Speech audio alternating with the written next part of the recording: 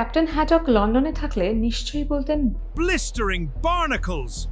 What a polar heat wave! ফোসকা পড়ার মতো গরম না হলেও ৭৯ বছরের রেকর্ড ভেঙে দিয়েছে এই মে মাস। ৩২ ডিগ্রি সেলসিয়াসের বেশি উত্তাপ, তাপপ্রবাহে হাঁসফাঁস সাহেবদের দেশ। ১৯২২ সালের মে মাসে ৩২.৮ ডিগ্রি সেলসিয়াস ছুঁয়ে ফেলেছিল লন্ডনের তাপমাত্রা। সেই রেকর্ড এখনও টপকাতে পারেনি কোনো বছর। মেট অফিসের আধিকারিকেরা বলছেন, এবার সেই রেকর্ড চোরমার করে ইংল্যান্ডের তাপমাত্রা পৌঁছে যেতে পারে ৩৩ থেকে ৩৪ ডিগ্রির ঘরে। লন্ডন সহ একাধিক জায়গায় কমলা সতর্কতা জারি করেছে ইংল্যান্ডের স্বাস্থ্য দফতর। এমনই অবস্থা যে শতাব্দী প্রাচীন নিয়ম ভেঙে লর্ডসের মাঠে সদস্যদের পোশাক বিধিতে ছাড় মিলেছে। একটু বিরামের খোঁজে ভিড় জমেছে সমুদ্র সৈকতে, লেকের ধারে। পৃথিবী ভালো নেই, লন্ডনের এই দশা যেন সে কথাই বলছে।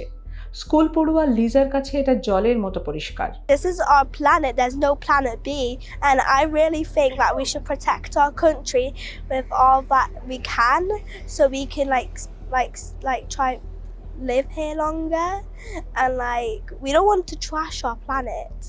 আবহাওয়াবিদেরাও বলছেন, জলবায়ু পরিবর্তনের কারণেই পড়ছে লন্ডন। স্বস্তি নেই রাতেও, সূর্য ডুবলেও ২০ ডিগ্রি সেলসিয়াসের নিচে পারদ নামছে না কিছুতেই। শুধু লন্ডনই নয়, পশ্চিম আর মধ্য ইউরোপ জুড়েই চোখ রাঙাচ্ছে গ্রীষ্ম। বেশ কিছু জায়গায় স্বাভাবিকের চেয়ে ১১ ডিগ্রি বেশি তাপমাত্রা। ফ্রান্সে কিছু কিছু এলাকায় ৩৫ ছুঁই পারা।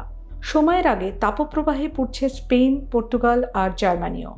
গত কয়েক বছর ধরেই লাগাম ছাড়া গরমে নাজেহাল হচ্ছে ইউরোপ। এবার কি সব রেকর্ড ভেঙে যাবে?